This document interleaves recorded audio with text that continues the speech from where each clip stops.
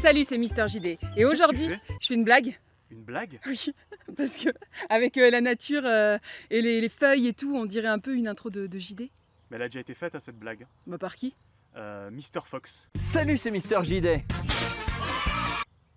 Ouais, d'accord. Où tu vas? Je vais lui péter les genoux.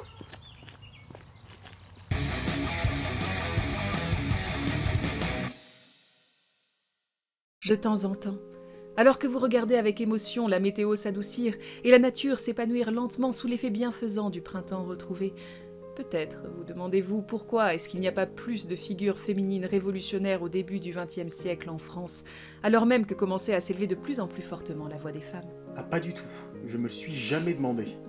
Bien sûr, cette question ne vous lâche pas, comme tout le monde. Jamais. Satané printemps et ses effluves de révolution socialiste. Ouais, je sens rien. Mais après, j'ai des allergies, donc c'est peut-être pour ça. Écoutez, le temps est bon, le ciel est gris, j'ai un ami qui est aussi un abruti. Est-ce que vous ne voudriez pas entendre une histoire? Je suis presque sûr que c'est pas ça. Écoute, tu veux l'écouter l'histoire, oui ou merde? Déjà que je suis bien gentil de te laisser ici. Non, on enchaîne, sinon on n'y arrivera jamais. Tu perturbes là. L'histoire commence le 7 juin 1902, à Puteaux, ce qui n'est pas un très joli nom de lieu parce qu'on dirait quelqu'un qui a fourché en disant poteau, ce qui n'est pas un très joli mot. Germaine Jeanne Yvonne Berton naît d'un père mécanicien, républicain, admirateur de Jaurès et anticlérical, et d'une mère très pieuse, institutrice dans une congrégation religieuse. Déjà, bon, on peut avoir des doutes sur le potentiel de bonne entente et de joie du couple. Mais elle est très proche de son père, qu'elle suit partout, et notamment pour aller voir les discours de Jean Jaurès. Mais qui est ce Jean Jaurès, me diront certains d'entre vous, et pour vous tous, voici venu le moment de notre fameux « L'histoire de la France du début du XXe siècle en 1 minute avec Elsa de On se laisse la nuit », abrévié audacieusement en LHDLF DDDXSEUM AEDOSLLN. C'est compliqué, non? Allons, si c'est pas vendeur ça comme nom de programme, eh bien je ne sais pas ce qui est vendeur. Jean Jaurès est un homme politique français, fondateur du Parti socialiste, unificateur de la gauche française et également responsable de la création du SFIO, la section française de l'Internationale ouvrière. Résolument pacifiste, il œuvrera pour enclencher une grève générale européenne afin d'empêcher la Première Guerre mondiale, mais sera assassiné à la veille du conflit par le nationaliste Raoul Villain.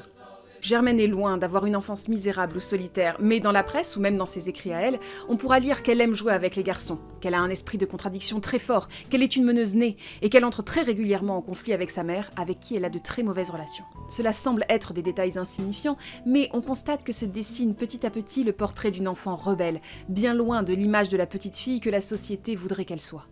Lorsqu'elle a 10 ans, en 1912, la famille s'installe à Tours. La gamine se révèle bonne élève, sauf que bim, son père meurt. Résultat, il faut bosser, et vite. Et elle se retrouve ouvrière parce que c'était une époque où on savait quoi faire avec ses enfants quand ils ne pouvaient plus aller à l'école. C'est pas comme tous ces faibles d'aujourd'hui, là, en télétravail, qui gardent chez eux leurs enfants de 12 ans pour qu'ils jouent à la Game Boy, au lieu d'en profiter pour les faire contribuer à l'économie de la famille. Que dis-je? De la France! Si sa conscience militante ouvrière se serait bâtie très tôt grâce aux influences familiales et à son travail, la Première Guerre mondiale aura aussi une influence profonde sur ses opinions. Elle voit des bataillons partir et voit revenir des cadavres. Et à 13 ans, elle serait tombée amoureuse d'un soldat qui sera tué lors des combats. Elle aurait tenté de se suicider en se jetant dans la Loire et, sauvée in extremis, aurait développé, à partir de ce moment, un antimilitarisme inébranlable. Là aussi, il est difficile de savoir si ces événements ont vraiment eu lieu tels qu'ils ont été décrits par la suite, ou si ce sont des déformations de la réalité pour concorder à la création du personnage central d'une histoire qui va faire couler beaucoup d'encre pendant 1 année, parce que Germaine Berton n'est pas une jeune fille comme les autres. C'est une anarchiste qui va commettre seule et sans aucune aide extérieure, le 22 janvier 1923, un attentat sur la personne de Marius Plateau, une fameuse personnalité d'extrême droite de l'époque, le tuant de plusieurs balles. L'ambiance politique de l'entre-deux-guerres est pour le moins tendue, et l'ombre d'une seconde guerre mondiale ne tarde pas à planer sur une Europe déjà très endolorie par le conflit précédent.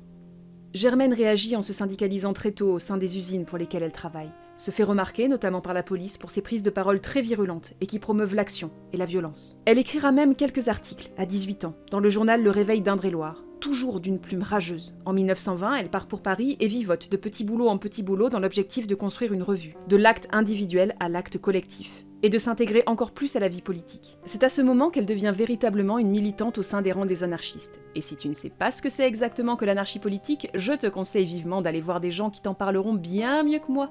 Parce que non, Ça ne consiste pas juste à tout casser autour en hurlant « Révolution ». La détermination et la fougue de Germaine ne faiblit pas, et elle continue à écrire, lance même un appel à la désertion et à la désobéissance dans un article du Réveil en 1921, dont voici un extrait qui devrait te donner un bref aperçu de l'ambiance dans la tête de Germaine. La France, cette marâtre ignoble qui envoie ses fils crever sur les champs de carnage, est à l'heure actuelle le pays le plus militarisé. Ouvriers, refuse de travailler pour la guerre, refuse d'œuvrer pour la mort. Toi, soldat, refuse de t'associer au crime d'une action réactionnaire. Déserte et n'obéis pas. Du coup, forcément, vu que ça part direct sur un appel à l'insurrection et à la désertion, la police commence à la surveiller de près. En 1921, toujours, elle perd ses papiers, ou on les lui vole, et elle gifle un employé de la police parce qu'elle pense qu'il refuse de les lui rendre car elle est connue comme étant une militante agitée. Très mauvaise idée, elle va aller une première fois en prison pour quelques mois. Lorsqu'elle ressort, elle mène une vie dissolue et décousue, dormant à droite et à gauche. Elle est hébergée pour un temps chez de grandes figures anarchistes de l'époque, Louis Lecoing et Marie Morand, et est embauchée au sein du journal Le Libertaire.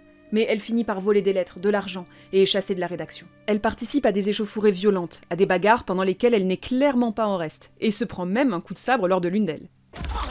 Putain, plein dans sa mouille! Lorsque par la suite, au tribunal ou dans les journaux, on racontera sa vie pendant cette période-là, on mettra très en avant sa vie sexuelle, réputée débridée et amorale. Affaiblie par des maladies, peut-être même par un avortement, sans travail, sans ressources. On dit qu'elle aurait eu à ce moment une relation avec un jeune anarchiste, qui aurait préféré se suicider plutôt que de répondre à son appel sous les drapeaux. Et même, on rapportera plus tard une liaison avec le très jeune Philippe Daudet, qui n'est nul autre que le fils de Léon Daudet, figure centrale de l'extrême droite ultranationaliste, notamment au sein de l'Action française. Ils se seraient rencontrés dans le milieu militant anarchiste, Philippe, tout comme Germaine, aurait été complètement ignorant de l'âge et de l'identité l'un de l'autre, et ils auraient vécu un truc passionnel, secret.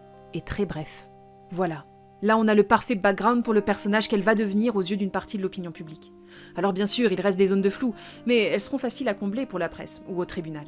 L'important, c'est de présenter une jeune fille de 18 ans, emportée, véhémente, violente, dépravée même, célibataire bien sûr, et qui a quitté sa mère pour vivre à Paris une vie dissolue et en marge. L'important, c'est de faire comprendre que l'on a une femme perdue, déjà condamnée une première fois par la justice, anarchiste notoire.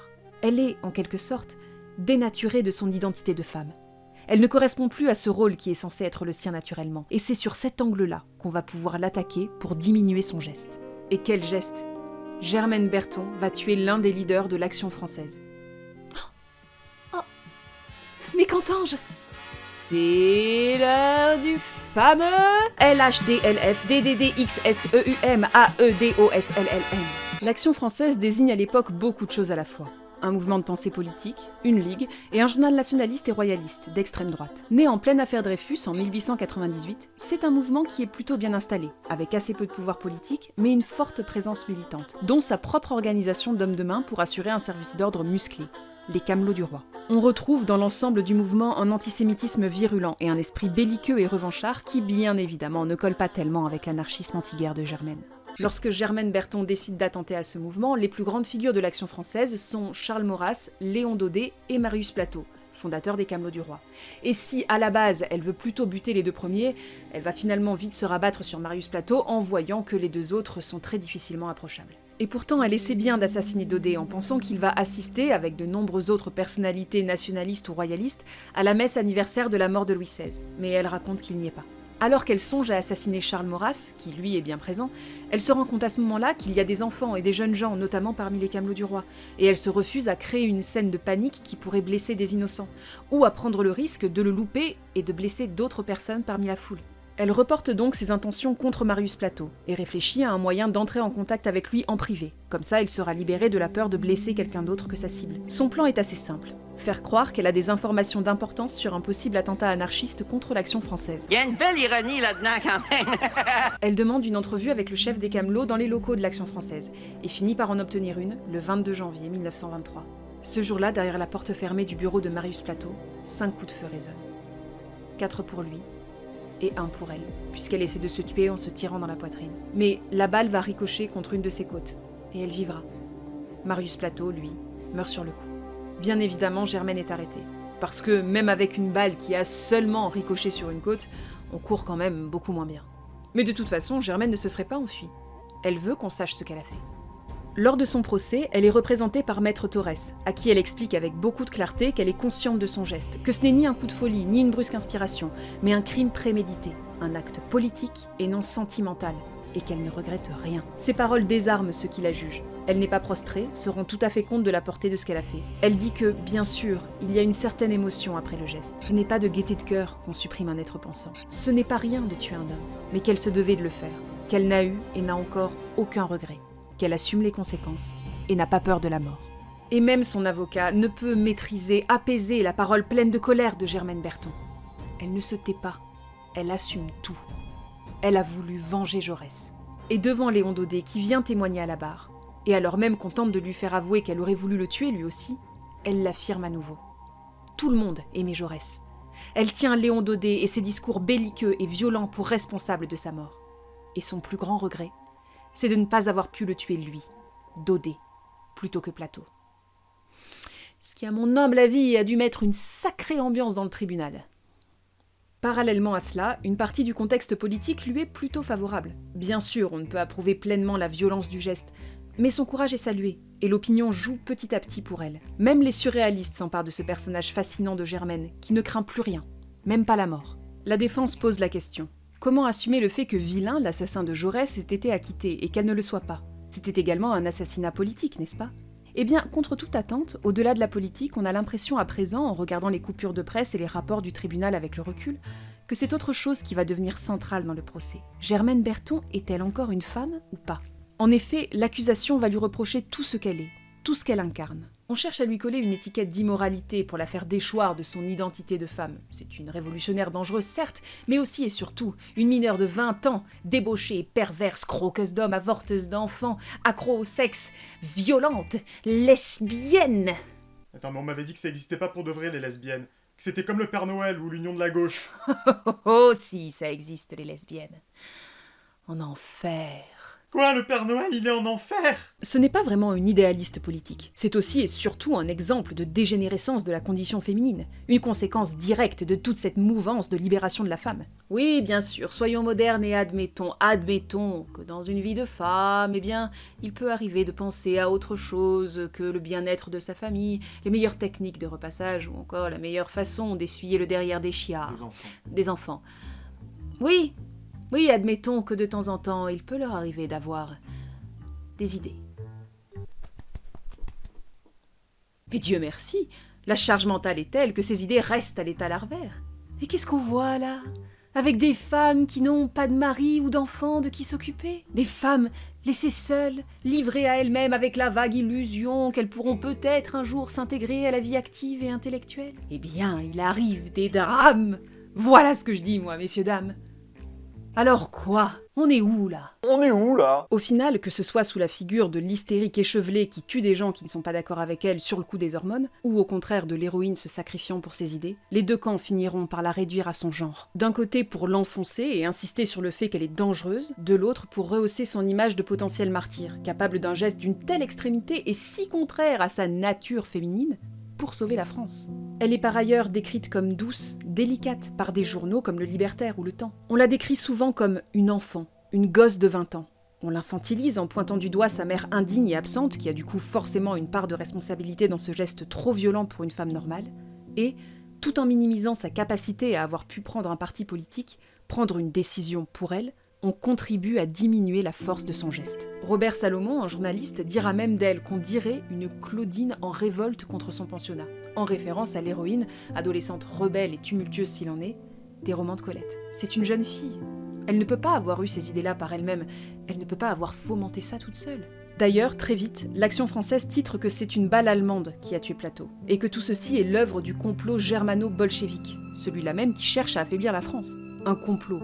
Cela enlève l'initiative du geste de Germaine. Puis finalement, l'Action française parlera d'un acte de délinquance à cause de la dégénérescence morale du siècle. Mais là aussi, Germaine n'a pas un rôle agissant. Elle est victime de l'avilissement qui l'a corrompue. Même dans les discours de son propre camp, si on loue son courage et qu'on accepte la dimension politique de son geste, on ne peut s'empêcher quand même de signifier qu'il y a dans son action violente une conséquence dramatique de la guerre, qui pervertit tout, et qui coupe les femmes de leur rôle de douceur consolatrice qu'elles devraient avoir en temps de paix. Car Germaine reste une femme.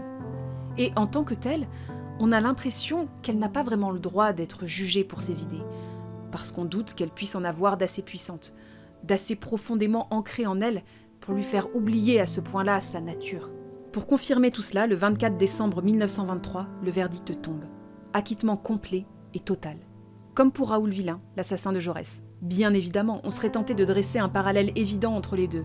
Même crime, même cause, même verdict. Sauf que Raoul s'était excusé pour son crime avant d'être finalement acquitté. Jamais Germaine ne s'est excusée. Raoul Villain a été acquitté dans un contexte de fin de guerre, où le nationalisme est fort, où la France est triomphante. À quelques années près, le contexte dans lequel Germaine Berton est jugée est bien moins favorable. Mais peut-être le tribunal a-t-il compris que le meilleur moyen d'écraser la figure populaire révolutionnaire qu'aurait pu être Germaine Berton, c'est de réduire son geste à presque rien. Un coup de sang de jeune fille, un geste malheureux, effectué dans un contexte si cruel, si dangereux, qu'il a réussi à dénaturer une femme. Parce que Germaine Berton clame sa culpabilité, parce qu'elle ne craint pas une condamnation, parce qu'elle affirme sans cesse ses idées, elle pourrait devenir une héroïne populaire. Morte, emprisonnée, faisant preuve de son courage et de sa détermination habituelle, elle le peut. Libre, elle redevient juste une femme. Le meilleur moyen pour ne pas laisser l'histoire retenir son geste, c'est de la laisser repartir. Dès qu'elle sort de prison, elle retourne à la vie militante. Mais si elle sera enfermée à nouveau pour ses discours politiques, elle devient assez isolée. Les alliés d'hier qui soutenaient la Germaine du procès ne suivent plus. Et elle ne suit plus rien, ni personne non plus. Elle enchaînera les tentatives de suicide, et la légende veut qu'elle essaie de se tuer pour l'amour de Philippe Daudet, le fils de Léon Daudet, avec qui elle aurait eu une brève histoire juste avant l'assassinat de Plateau. Souvenez-vous? Non mais moi j'y étais pas, hein. Non mais souvenez-vous du début de la vidéo, c'est au début de la vidéo que je l'ai dit. Et ouais, mais s'il faut se souvenir de ce que tu dis au début aussi... Mais là j'avoue que le côté romanesque est si énorme que j'ai peine à croire que ce soit possible dans la vraie vie. Philippe se suicide très jeune parce qu'il serait anarchiste et aurait senti, à raison probablement, que ses convictions étaient incompatibles avec sa famille et son nom. On dit que Germaine portait un portrait de lui sur elle. On dit qu'elle a essayé d'écrire à la grand-mère de Philippe au moment de sa première tentative de suicide. On dit qu'elle a essayé de se tuer sur la tombe de Philippe. Après, c'est peut-être vrai, mais il faut dire qu'il y a là une si bonne matière à histoire pour les journalistes à sensation que ça me fait un peu douter. La meurtrière anarchiste, rendue folle et désespérée par la mort du fils de son pire ennemi, qui finalement, juste avant de succomber, avait décidé de rejoindre son camp. Non, faut avouer que ça a de la gueule. Et puis, quand on y réfléchit bien, quelle belle façon de ramener à nouveau les gestes politiques d'une femme au désir, à la sensibilité, à l'amour. Au final, peu importe ce qui était vrai ou pas. On l'oublie, elle se marie. Son geste n'aura pas réussi à empêcher la guerre d'arriver, et elle finira par se donner la mort en 1942, à 40 ans. Et hasard ou pas, quelques jours seulement après la mort de Léon Daudet. Tu ne connais sûrement pas Germaine Berton, et c'est normal. Son geste est resté un éclair de colère et de fougue. Et ne pensez pas que j'approuve en rien le fait de devoir tuer pour se faire entendre. Mais l'histoire étant marquée de tant de violence qu'on ne tait pas, et qu'on apprend même, pour réfléchir, pour comprendre le monde, je m'étonne seulement de n'en avoir jamais entendu parler. Elle n'est pas une figure pleinement positive, mais elle aurait pu être une figure puissante. Une image de la militante en colère, une image de la femme qui agit par la violence face à la violence de l'Action française. Elle aurait pu rester dans les mémoires. Ce n'est pas ce qui s'est passé. Et j'ai entendu parler de Villain tuant Jaurès bien avant d'avoir eu vaguement écho du geste de Berton. Peut-être est-ce dû au contexte, peut-être est-ce dû à son âge, peut-être est-ce dû au fait qu'on trouvait Plateau bien moins important dans l'histoire que Jaurès. Peut-être. Ou peut-être est-elle née et a-t-elle agi dans un siècle dans lequel les femmes, et d'autant plus les femmes mineures comme elle au moment des faits, ne peuvent pas être des sujets politiques. Et où il vaut mieux étouffer les affaires qui feraient d'elles des menaces ou des exemples. Tirons un trait sur tout cela. Et laissons le temps l'effacer des mémoires. Alors les mots de son avocat avant les délibérations du jury et les parallèles qu'il dresse avec Villain prennent un tout autre écho.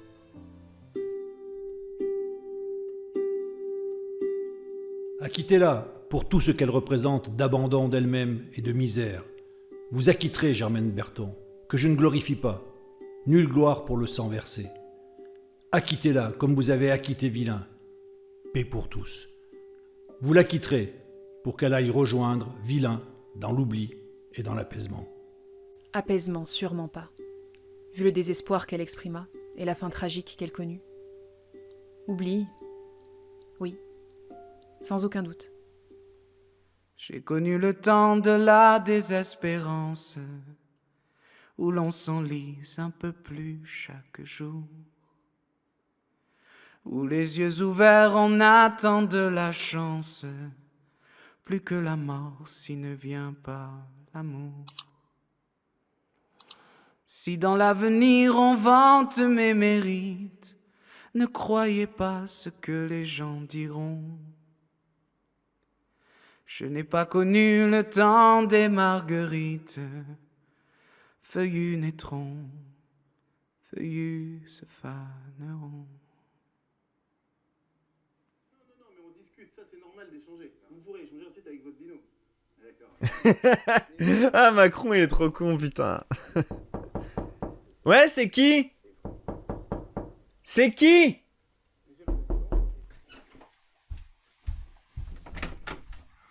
Bah, Elsa? Qu'est-ce que tu fais ici? Avec cet air menaçant? Et armé d'une espèce de truc?